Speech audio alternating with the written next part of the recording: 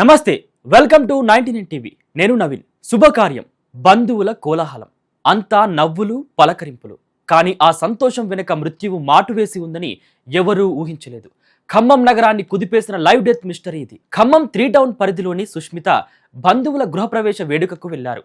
అందరినీ ఆత్మీయంగా పలకరించారు. ఫోటో కోసం పోజ్ ఇస్తూ చిరునవ్వు చిందించారు. కానీ సరిగ్గా అదే సెకండ్ కాలంలో కాలం కాటువేసింది. గుండెపోటు రూపంలో మృత్యువు పంజా విసిరింది. లైవ్ లో ఉండగానే ఆమె ఒక్కసారిగా కుప్పకూలిపోయారు. చుట్టూ ఉన్నవారు తేరుకునే లోపే జరగరాని నష్టం జరిగిపోయింది. హుటాహుటిన ఆసుపత్రికి తరలించినా ఫలితం లేకుండా పోయింది. అప్పటికే ఆమె ప్రాణాలు గాలిలో కలిసిపోయాయని వైద్యులు నిర్ధారించారు.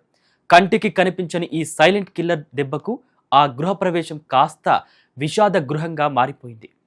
ఈ దృశ్యాలు సోషల్ మీడియాలో వైరల్ అవుతున్నాయి. నిమిషం క్రితం వరకు నవ్వుతూ ఉన్న మనిషి ఇప్పుడు లేరన్న వార్త అందరినీ కలిచివేస్తుంది. జాగ్రత్త, ప్రాణం ఎప్పుడు ఏ మలుపు తిరుగుతుందో ఎవరికీ తెలియదు.